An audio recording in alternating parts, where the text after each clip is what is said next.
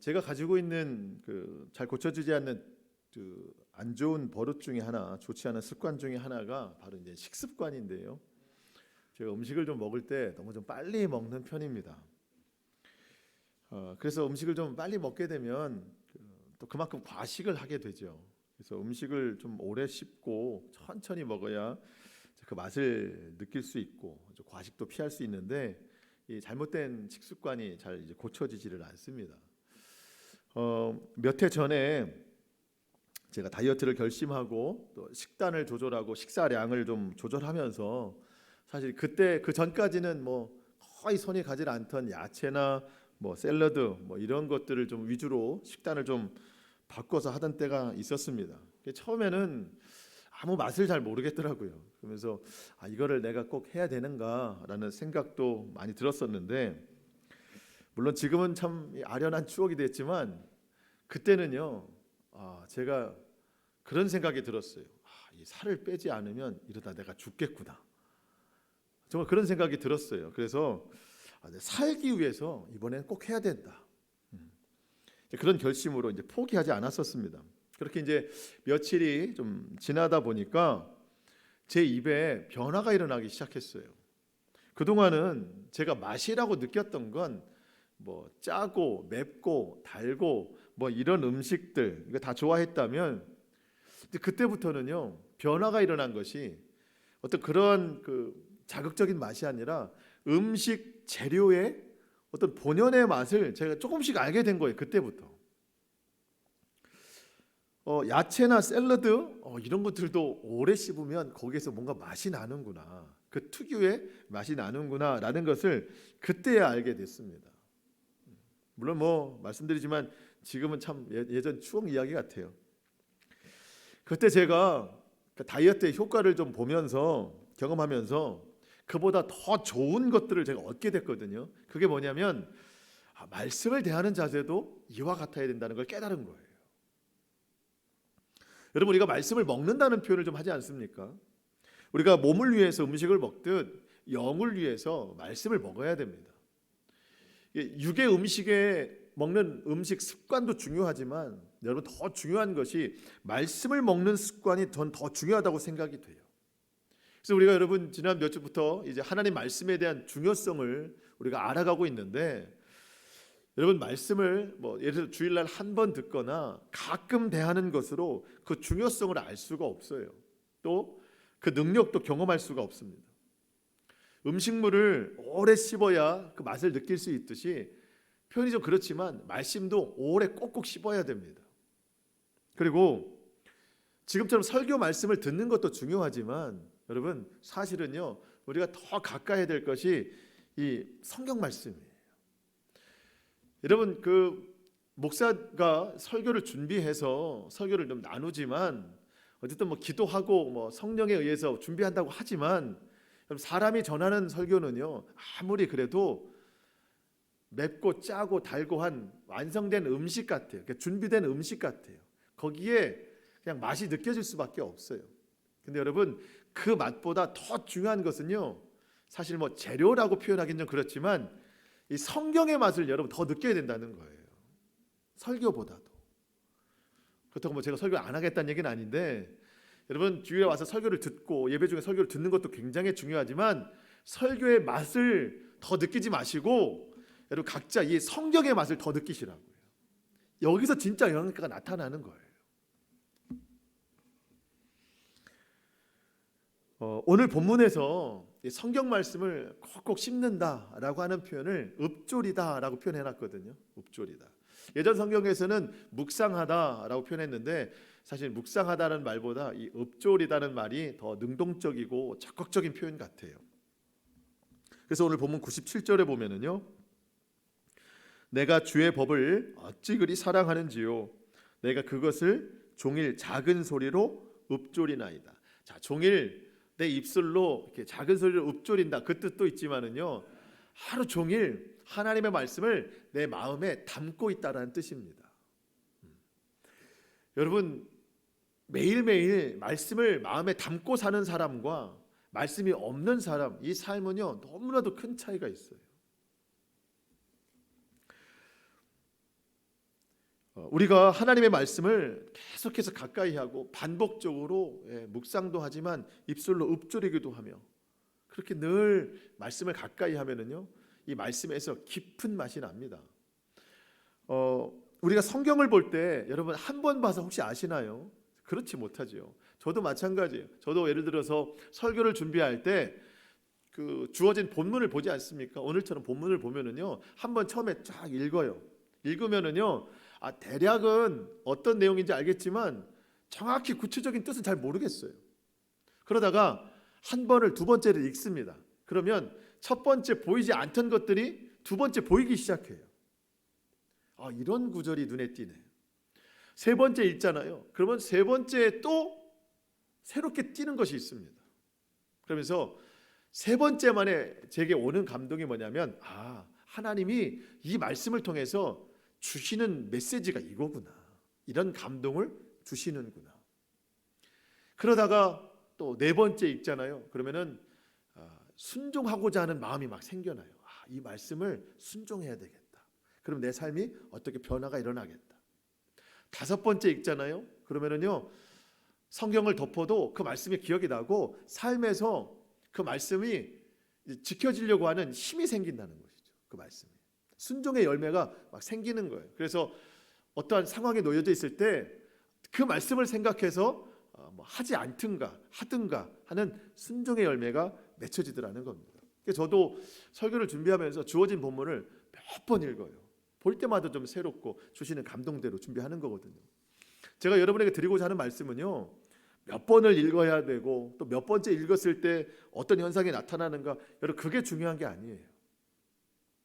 하나님의 말씀은 더 읊조릴수록, 더 읽을수록, 묵상할수록 내게 능력이 되고 기쁨이 되고 소망이 되고, 여러분 그냥 한 번 읽어서는요 그 말씀 지킬 수 없어요. 세 번, 네 번, 다섯 번 계속 읊조리면서 그게 내 마음판에 새겨져야 기억이 나서 지켜질 수가 있는 거예요. 여러분 하나님이 계속해서 주시는 말씀이 뭔가요? 말씀을 지켜 행하는 자가 복이 있다. 하나님이 그거를 원하시는 겁니다. 그래서 어떤 사람은요 이런 고백을 해요. 내가 주의 말씀을 사랑함으로 종일 읊조렸는데 읊조릴수록 더 주의 말씀을 사랑하게 되었나이다. 처음에는 그냥 어느 정도 사랑 가지고 했거든요. 근데 읊조릴수록 가까이 할수록 그 말씀이 자신에게 더 큰 능력이 되는 거예요. 그러니까 더 사랑하게 되고 더 가까이 하게 되는 것이죠. 저는 우리 모두가 하나님 말씀에서 이런 맛을 좀 느꼈으면 좋겠어요. 우리 모두가 주님 말씀을 사랑하게 되니까 예전에 사랑하던 세상 즐거움은 자연적으로 뒤로 밀려나더라는 거예요. 시편 기자의 고백이 그렇습니다. 104절 한번 보실까요? 104절. 주의 법도들로 말미암아 내가 명철하게 되었으므로 모든 거짓 행위를 미워하나이다. 여러분 이게 이제 한 연이잖아요. 97절부터 104절까지가 한 연인데 97절 시작에서는요 하나님의 말씀을 사랑했다고 그랬어요. 그래서 읊조렸다고 그랬어요. 그랬더니 98절부터 해서 103절까지 놀라운 능력이 나타나지 않습니까? 이 능력을 경험하고 났더니 이 한 연의 맨 끝 104절에서 그 주의 말씀으로 인하여 내가 명철하게 돼서 그동안 내가 즐거워했던 세상 즐거움이 이제 미워졌어요. 세상 거짓 행위를 다 미워하게 됐습니다. 이게 능력입니다. 그런데 여러분 시편 기자가 이런 과정이 오기까지 한순간에 되지는 않았을 거 아니겠습니까? 그도 하나님의 말씀을 가까이 하지 않았을 때도 있었고 멀리 할 때도 있었을 텐데 어느 순간 마음에 그런 감동이 왔겠죠. 하나님의 말씀을 좀 가까이 하자. 한번 입술로 읊조려 보자.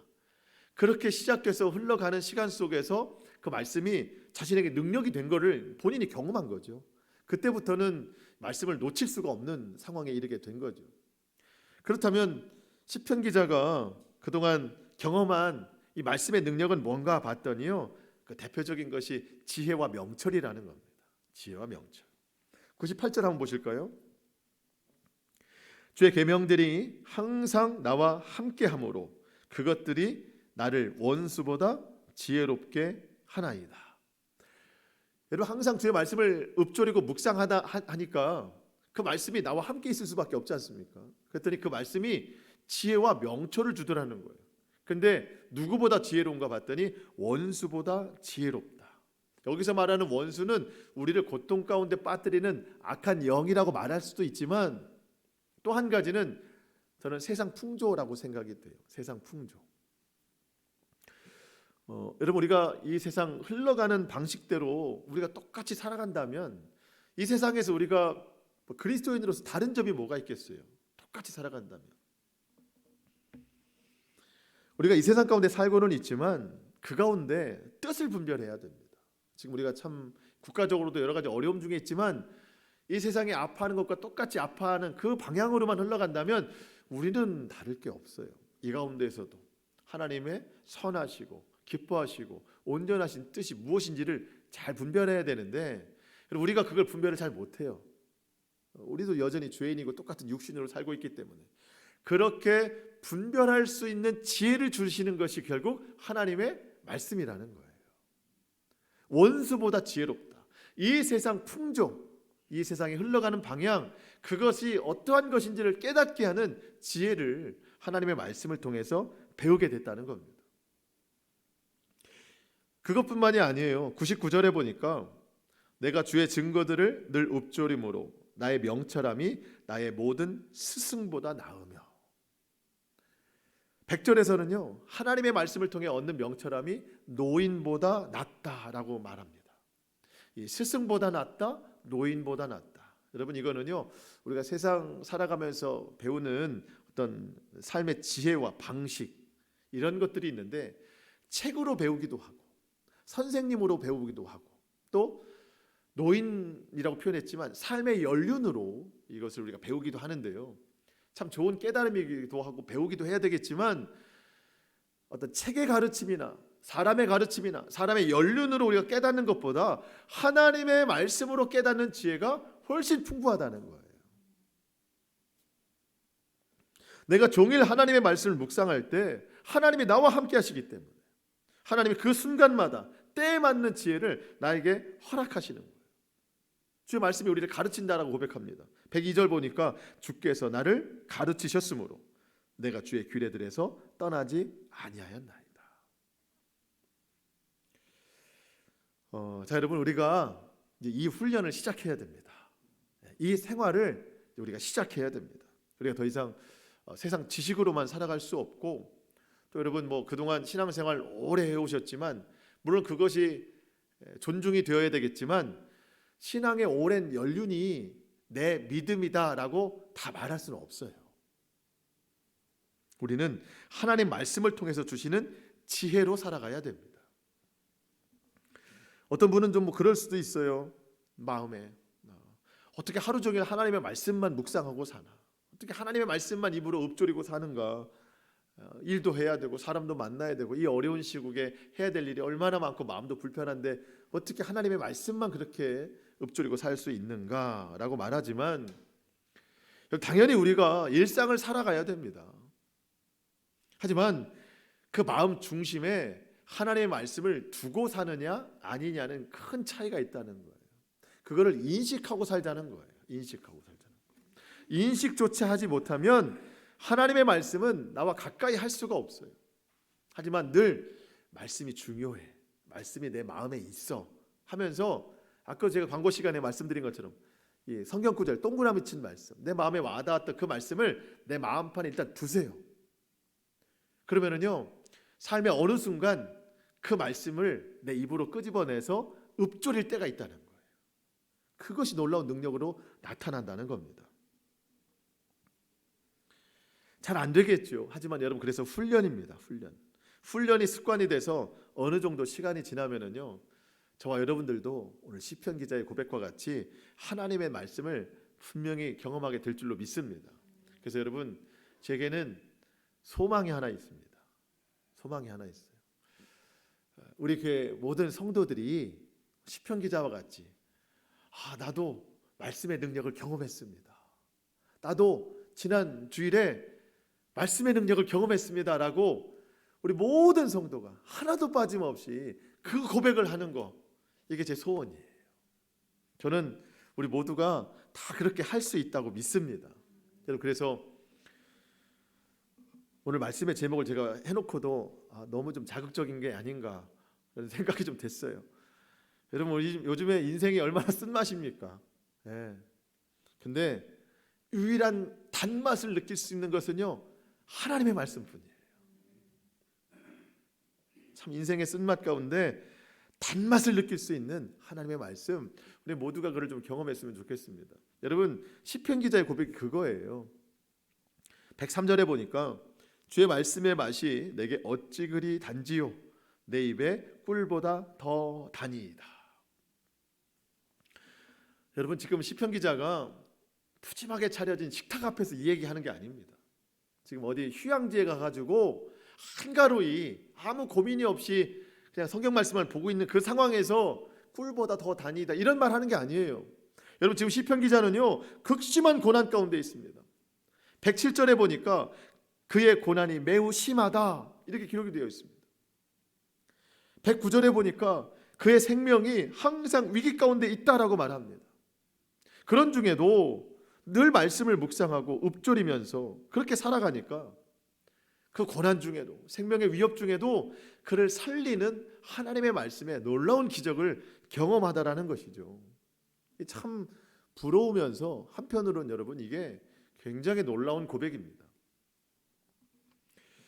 제가 한번 먼저도 말씀드렸지만, 여러분, 우리는 이런 그 성경책을 가지고 있지 않습니까? 근데 시편 기자가 지금 묵상하고 있는 하나님의 말씀은요, 정말 많아봐야 모세오경이에요. 모세오경. 여러분, 모세오경 아시죠? 창세기부터 해서 신명기까지. 모세오경에 어떤 내용들이 있습니까? 창조 기사가 있고, 믿음의 선조들 이야기 있고, 출애굽 얘기. 여러분, 그거 빼놓고는요, 다 율법에 관한 말씀이에요. 율법에 관한 말씀. 여러분, 율법은 무거운 멍에예요. 무거운 짐입니다. 율법으로는 구원받을 수가 없어요. 그냥 죄를 알게 하는 능력이 있을 뿐 그 율법을 다 지키는 것은 불가능한 일입니다. 여러분, 시편 기자가 참 대단한 것이요, 그 무거운 멍에요, 그 무거운 짐과 같은 이 율법책을 보면서 주의 말씀은 내 입에 꿀보다 더 다니이다 이렇게 고백을 한다는 것이죠. 자, 여러분, 꿀보다 더 달다라고 하는 건 비교급이잖아요. 뭐보다 더 달다. 여러분, 이 꿀보다 더 달다라고 하는 것은요, 세상에서 얻을 수 없는 것을 내가 얻었다는 뜻이에요. 여러분, 세상에 줄 수 없는 것을 말씀을 통해서 얻었다. 그러면 여러분, 세상이 우리에게 줄 수 있는 것, 세상의 것으로 대체할 수 있는 것들도 분명히 있지만 절대로 세상에 줄 수 없는 것이 있어요. 여러분, 그게 구원이라는 거예요. 구원. 또 평안이라는 것이죠. 여러분, 시편 기자가 내 입에 꿀보다 더 달다, 하나님의 말씀을 통해서 이렇게 고백할 수 있는 것은요, 시편 기자가 그 율법책을 보면서도 하나님의 구원을 느꼈다는 거예요. 그런데 율법 자체로는 구원이 없어요. 그렇다면 어떤 것을 느꼈는가? 그때는 예수님 시대가 아니잖아요. 하지만 이 율법책을 보면서도 앞으로 하나님께서 메시아를 통해서 온 인류를 구원하실 그 날이 분명히 있을 건데, 지금 당장 이 율법책을 보면서 그날에 대한 환상을 보게 하시는 것이죠. 그날에 메시아를 통해서 온 인류를 구원하는 그 능력이 오늘 지금 말씀을 보고 있는 나에게도 동일하게 임한다고 하는 것을 분명히 경험한 것이죠. 그러니까 여러분, 이 말씀을 보면서 나는 구원받은 백성이야 라고 느낄 때 세상이 줄 수 없는 그 능력을 받았으니 얼마나 기뻐요. 얼마나 꿀보다 더 달겠습니까? 당장 이 말씀이 오늘 나의 삶의 문제를 해결해 줬기 때문에 그렇게 고백하는 게 아니에요. 영원한 문제를 해결해 줬기 때문에 꿀보다 더 달다라고 표현을 하는 것이죠. 말씀이 아니면 절대 볼 수 없었던 메시아에 대한 확실한 구원, 그리고 어떻게 살아야 그 구원에 합당한 것인지를 말씀을 통해서 깨닫고 순종하면서 지켜나가는 것이죠. 그래서 우리가 지금까지 봐왔지만 시편 기자가 몇 번 나는 나그네입니다 라는 고백을 하지 않습니까? 나그네입니다. 그러면서 이 사람의 소유의 전부는 하나님의 말씀을 지키는 것이요 여호와가 나의 분깃이시라, 그런 고백도 했었습니다. 영원한 나라를 소망했기 때문에 할 수 있는 표현입니다. 여러분, 남들이 볼 수 없는 것을 보고 남들이 가질 수 없는 것을 내가 소유했을 때 그 기쁨은 이루 말할 수가 없는 거예요. 시편 기자가 그 기쁨에 충만해 있습니다. 현실은 고통스럽고 생명의 위기가 있지만 그 구원을 이제 생각해 보니까 이 마음에 즐거움이 충만한 겁니다. 여러분, 111절 한번 같이 읽겠습니다. 111절입니다. 시작. 주의 증거들로 내가 영원히 나의 기업을 삼았사오니 이는 내 마음의 즐거움이 됨이니이다. 아멘. 하나님의 말씀으로 영원한 나의 기업, 하나님 나라를 소망할 수 있게 됐다. 그래서 그것이 내게 즐거움이다. 여러분, 시편 기자는 예수님을 만나지 못했는데 이런 기쁨에 빠졌잖아요. 여러분, 우리는 예수님을 이미 만났습니다. 그리고 다시 오실 그분을 기다리고 있는 중이에요. 그러니까 사실은 시편 기자가 느끼는 당도보다 저와 여러분이 느끼는 당도가 더 높아야죠. 하나님 말씀을 보면서. 여러분, 믿으십니까? 예, 우리는 봤잖아요, 실제를. 우리 그림자는 아니잖아요. 그러니 우리가 하나님 말씀을 보면서 얼마나 기쁨을 느낄 수 있는가를 표현을 해주는 거예요. 이토록 중요한 하나님의 말씀 날마다 마음에 두고 입술로 읊조리면서 그렇게 지켜 행하며 살 때 하나님의 큰 축복이 많은 거예요. 그래서 우리가 이 성경 말씀을 덮어두면 안 됩니다. 매일 열어야 돼요. 여는 만큼 은혜가 있고, 여는 만큼 인생의 단맛이 있고, 여는 만큼 축복이 있는 겁니다. 그래서 제가 먼저도 말씀드렸지만 130절, 주의 말씀을 열면 빛이 빛이요 우둔한 사람들을 깨닫게 하나이다. 아멘. 여러분, 하나님 앞에 우둔한 사람임을 인정하시는 분은 이 말씀을 꼭 실천하시기 바랍니다. 나는 우둔해. 우둔할수록 성경을 열면 빛이 비쳐요. 여러분, 솔직한 말로 우리가 똑똑치 않은 것이 얼마나 감사한지. 똑똑한 사람은요, 성경 안 열어봐요. 세상 지식으로, 세상 연륜으로 다 해결하려고 하지 여기서 뭘 찾으려고 안 합니다. 우리가 겸손하게 주님 앞에 낮아져서, 주님, 저는 우둔한 사람입니다. 그래서 더욱 하나님 말씀을 열어봅니다. 주님, 빛을 비추어 주시옵소서. 우리가 이렇게 좀 고백하며 살았으면 좋겠습니다. 근데 한 번 열었는데 빛이 안 비쳤다고 다시 덮어주시면 안 됩니다. 자꾸 열어야 돼요. 자꾸 열면 그 빛이 훨씬 더 세져요. 그리고 우리가 한 가지 오해하는 것이 있는데요. 참 하나님 살아가기도 힘든데 이 말씀을 지키는 것까지도 참 너무 고됩니다. 힘든 세월 보내야 되는데 하나님의 말씀만이라도 좀 우리에게 자유를 좀 주세요 라고 하는 생각이 들 수도 있어요. 여기서 말하는 자유가 뭔가요? 하나님, 이 정말 힘든 세상인데요, 좀 예배라도 좀 잠깐 쉬게 해주세요 라든가, 하나님 말씀 생활 좀 쉬고 싶어요 라든가. 주일날 교회 가면 목사님이 이런 때 정말 축복의 메시지, 그냥 앉아있기만 해도 축복이 쌓인다, 이런 메시지를 좀 주시면 좋은데 갈수록 더 고달픈 얘기만 하시니 하나님, 저에게 좀 자유를 주세요라고 말할 수도 있을 것 같아요. 그게 아니라는 걸 말씀드리고 있는 거 아니겠습니까 지금?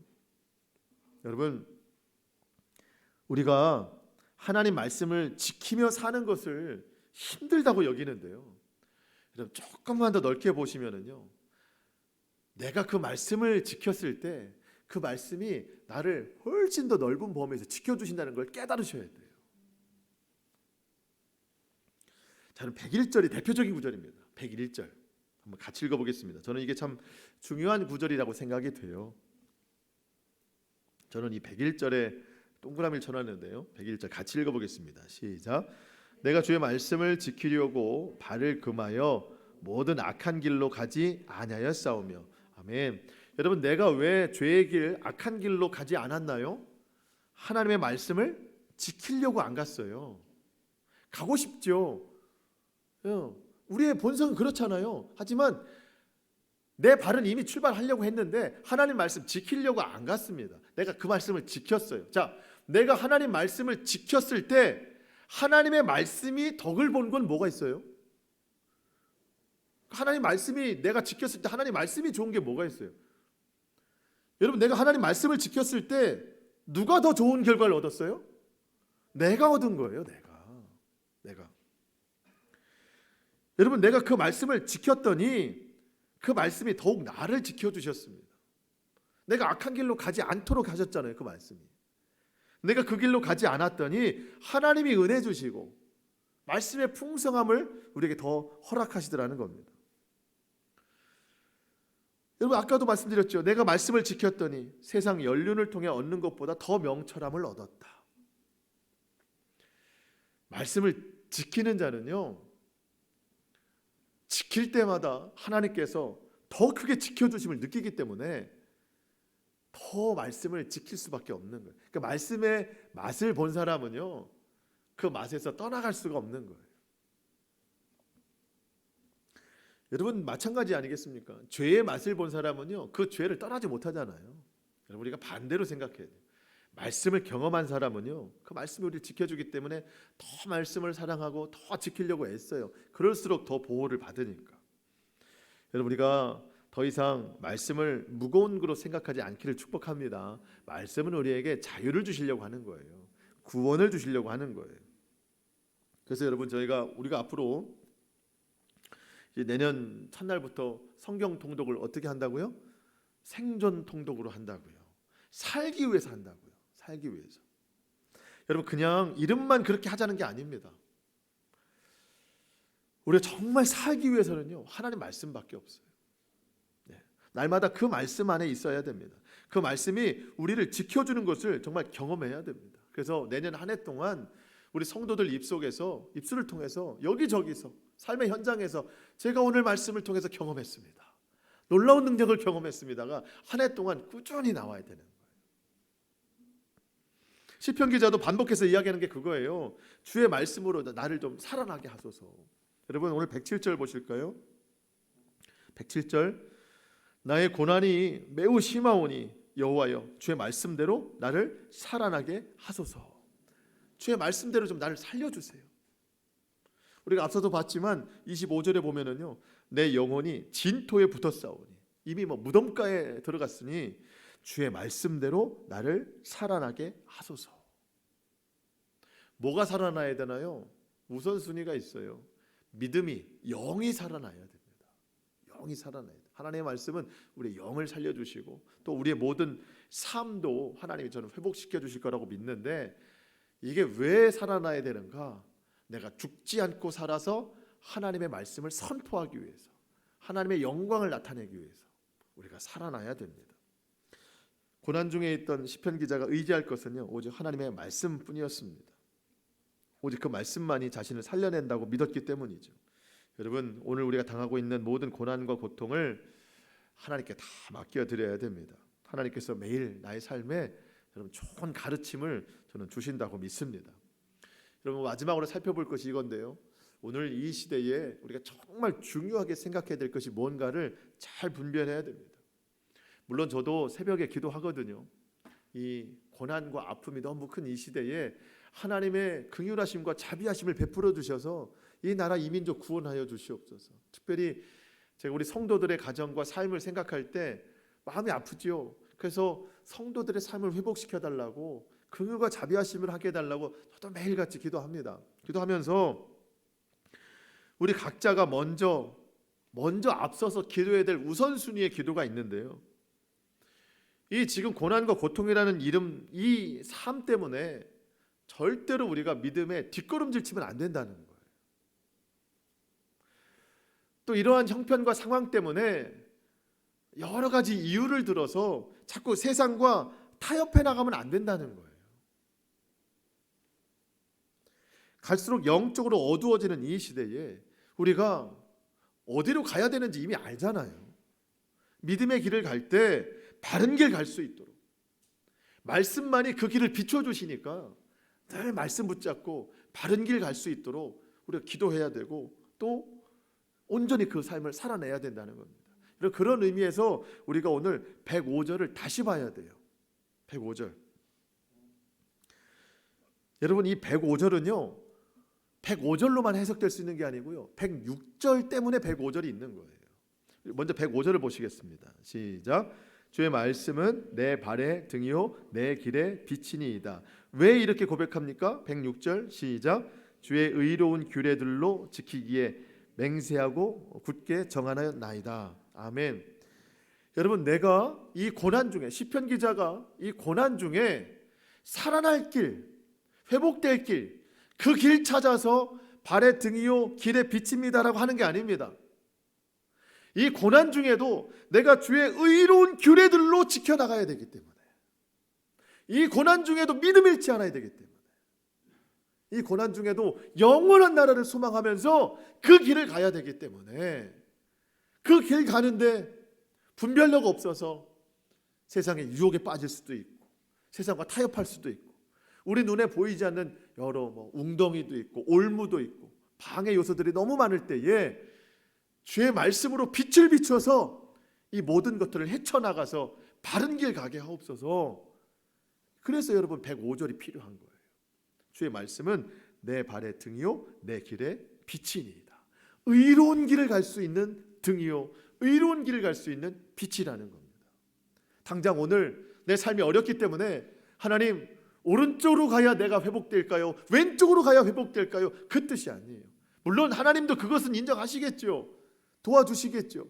하지만 우리가 기도할 것은요 이 고난 중에 믿음 잃지 않는 그 길을 선택해 나가는 의로운 길, 그 길에 빛이 되는 말씀이라는 겁니다. 시편 기자의 삶의 목적은 번영이 아니에요. 거룩한 삶입니다. 거룩한 삶. 그래서 시편 기자가 기도하는 게 그런 거예요. 주님, 이 극심한 고난 가운데에 생명의 위기가 항상 있는 때에 악인들이 나를 해하려고 올무를 놓고 있는 이 때에 더욱 주의 말씀으로 내 삶을 비춰주셔서 그런 올무에 빠지지 않도록, 웅덩이에 빠지지 않도록 내가 이 진리의 길을, 믿음의 길을 오늘도 걸어가게 하옵소서. 여러분, 우리는 누구나 이 고난 중에 생명의 위협 가운데 회복이 되는 말씀을 원할 거예요. 축복이 되는 말씀을 원할 거예요. 물론 하나님께서 하나님의 계획 속에 저는 그런 것들을 제외시키지 않는다고 믿습니다. 여러분, 하나님은 다 아세요. 우리가 고난 중에 있는 걸 하나님 다 아십니다. 근데 우리가 구할 건 뭐냐는 거예요. 우리가 구할 거. 하나님이 주시는 건 하나님이 주시는 거고 우리가 구할 것이 뭐냐.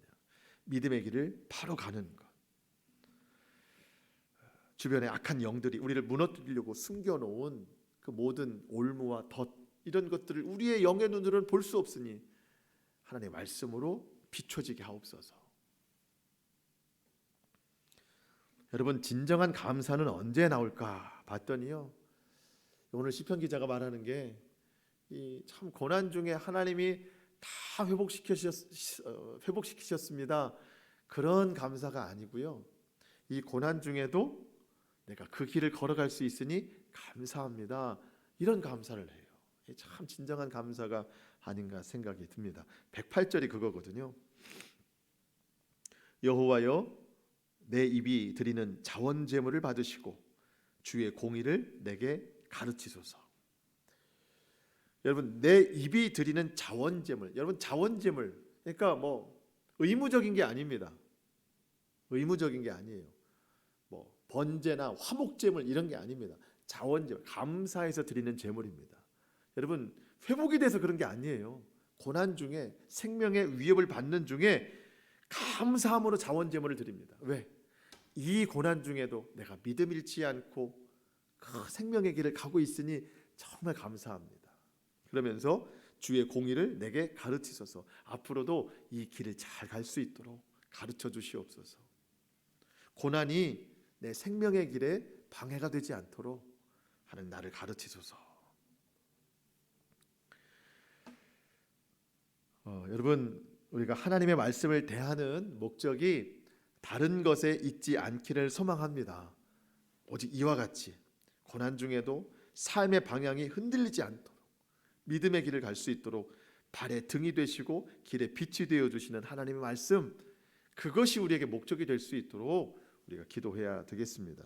근데 걱정은 걱정이죠. 이렇게 살아가야 됨이 마치 입맛에 맞지 않는 음식을 먹어야 되는 것처럼 이게 참 익숙치 않은 일입니다.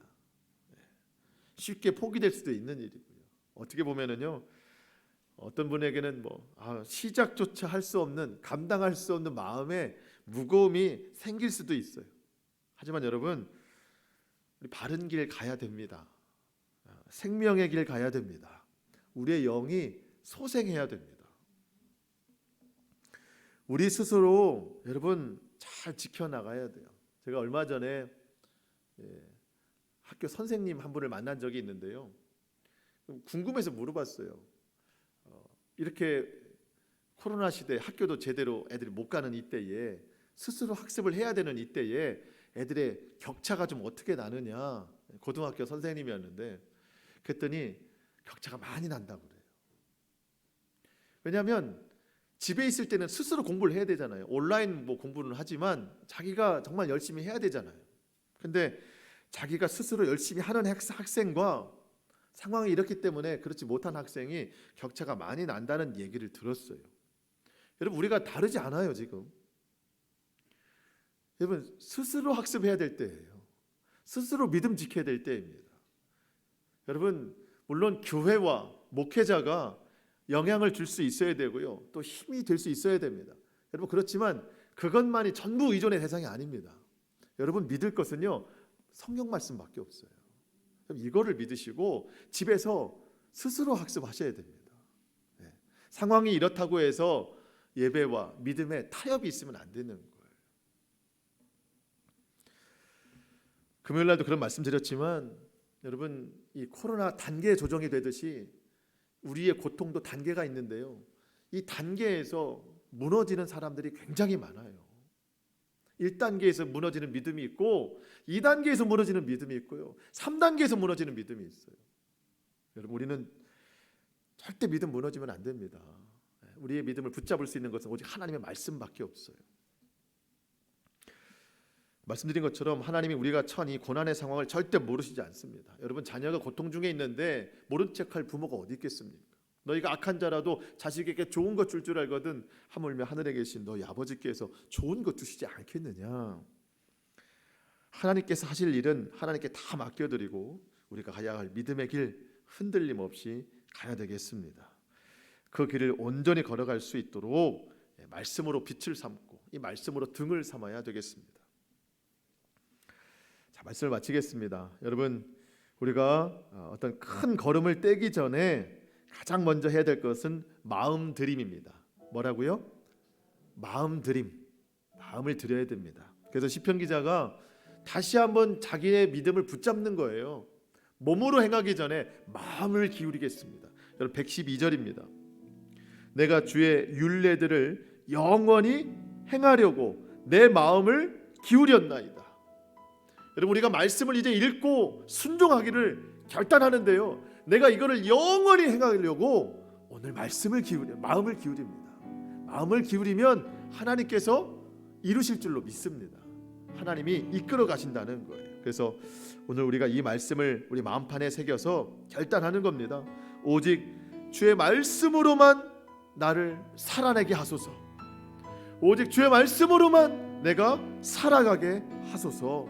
이렇게 결단하고 또 결단대로 순종해 나가는 우리 모두가 될 수 있기를 주님의 이름으로 축복합니다. 아멘. 기도하시겠습니다.